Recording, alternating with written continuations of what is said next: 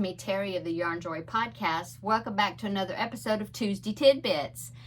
In today's Tuesday Tidbits, I'm doing another episode of Grab a Stack, which is where I grab a stack. I usually pick out 5 books, crochet pattern books off my bookshelf, and share with you, so that way it will inspire you, or if you're just curious as far as what is on my bookshelf, or and like I said, inspire you to, if there's anything you're interested in, I will put links in the description box below, so that way if you want to find the book for yourself, for your own library, you can do that. I always enjoy getting ideas from the books that other people purchase. It gives me ideas of things I may want to get and make. So let's get started. Okay, so I tried to pick a variety of books off my bookshelf, and so I hope I did that. Okay, so for the first one, it is another little small digest size book, and it is called Car Seat Blankets, and it looks like this. This is a leisure arts book. There are 8 crochet designs in this book, and there's one feature of this book I thought was quite interesting. So for each design, it gives you the measurement. So like this one right here, it's called alternating blocks. So you have some solid blocks and some more, they look like block stitch. It looks like a block stitch block.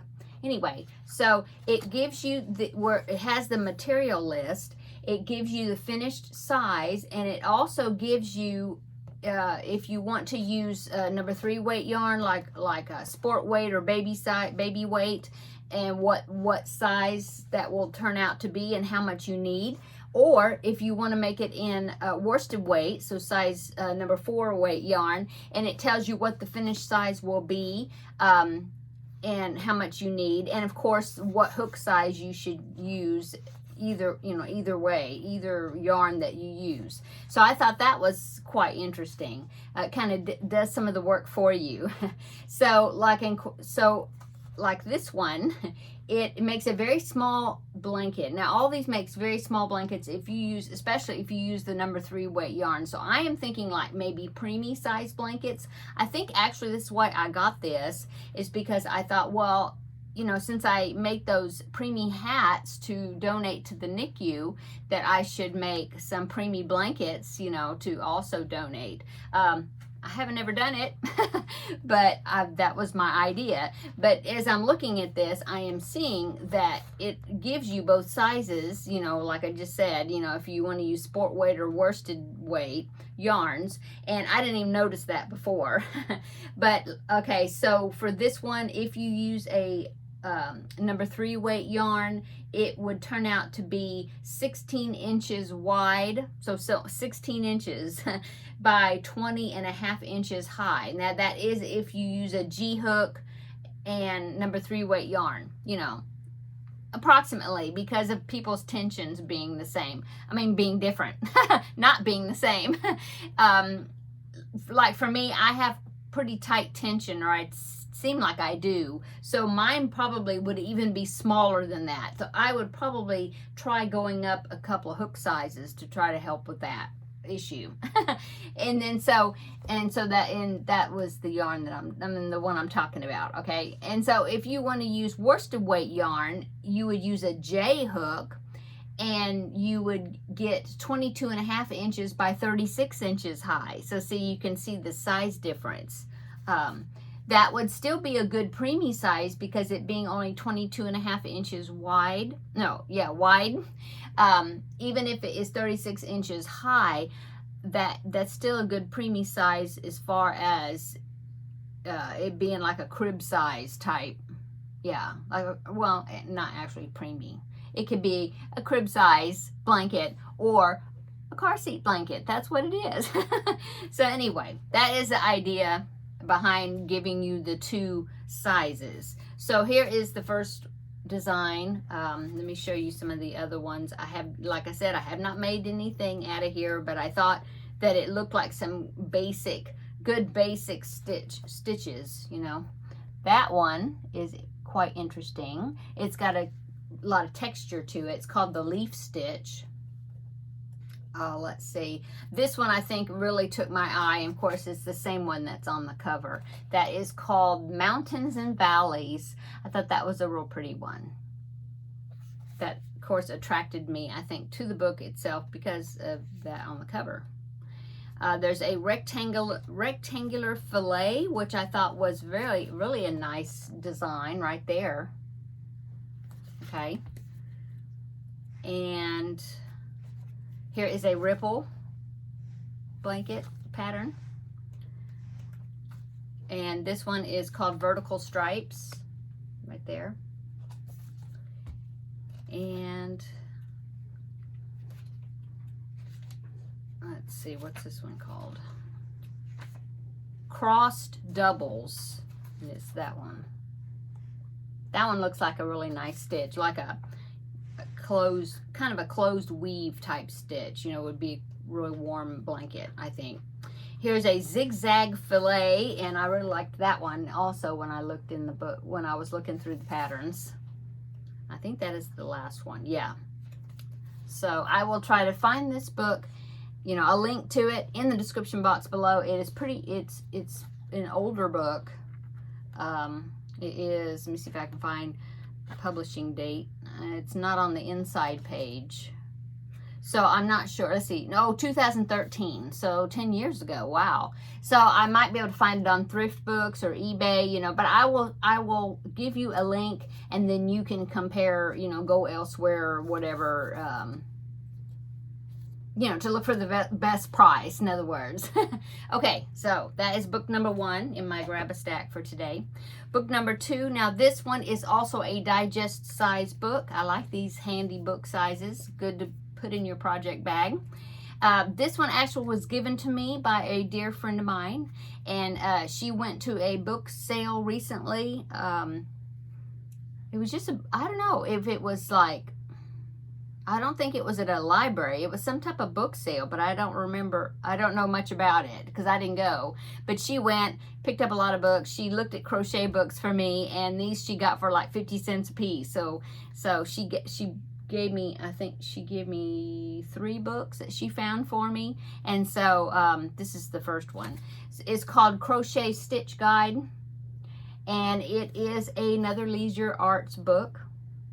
And it says 86 stitches. It's got 86 stitches in here.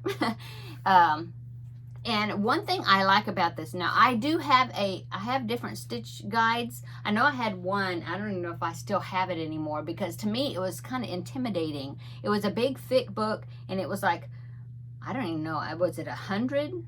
It must have been more than 100 stitches. I'm not sure, but all of the stitches on the inside was all the same color. Like the sample swatches, or was it in black and white? I don't know. The reasoning was, I guess, is because that way it won't distract you by the different colors, but it will, you can really see the stitches, the stitch definition, I guess. But to me, it was kind of hard to use, I guess, or something. I don't know. It just seemed like everything looked drab, because it was just like, I don't remember, like I said, I don't know if it was black and white or it was just white, you know, everything was done in a white yarn. I don't know. But I just never have I've never used that book. In fact, I'd have to look.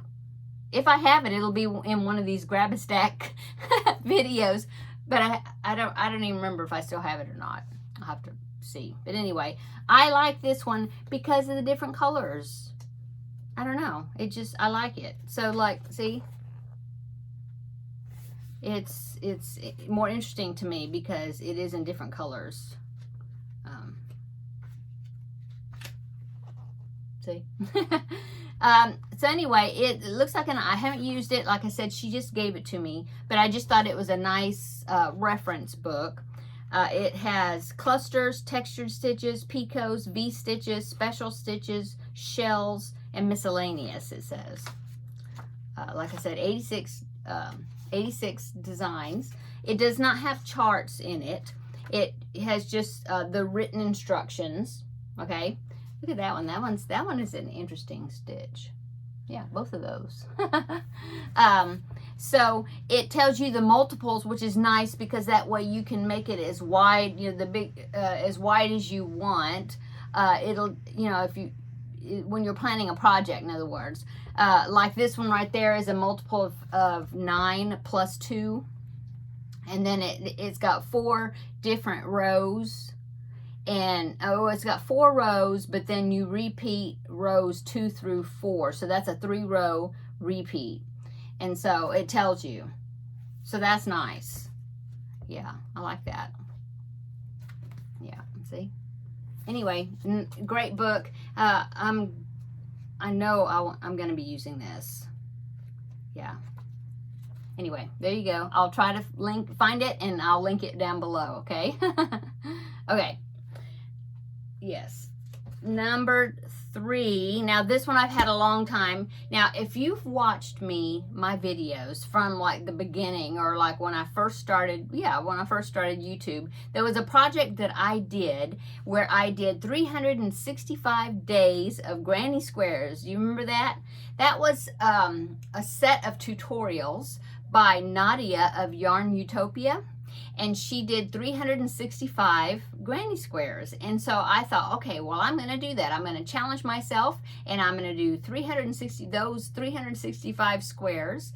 And I did. It took me probably a year and a half, I think, or longer. I don't even remember. But it took me a long time. But I got through all of them. And what I did is I took them and I used scrap yarn. I would pick out, say 6 to 8 different colors, you know, tried to kind of harmonize them together. And then I would use that group of skeins of yarn, and I would make the squares. And I would make, I don't remember, 25, 30 squares or so. I don't even remember how many. But then I would put those into a blanket and did like a join as you go thing, and then bordered it, and then I donated the blanket. And then I continued on, and I did and picked out another set of colors. And oh, that's my watch. Sorry about that. Let me silence that. Okay. So yes, that's what I did. And so I used those squares, turned them into blankets, and then I donated them. So after I got all those 365 squares done, I come upon this book one time, and I can't remember if I bought it or in a store, or if I, like one of the craft stores here, or I just ordered it. I don't remember. But anyway, it's 99 granny squares. So I guess I didn't think 365 was enough.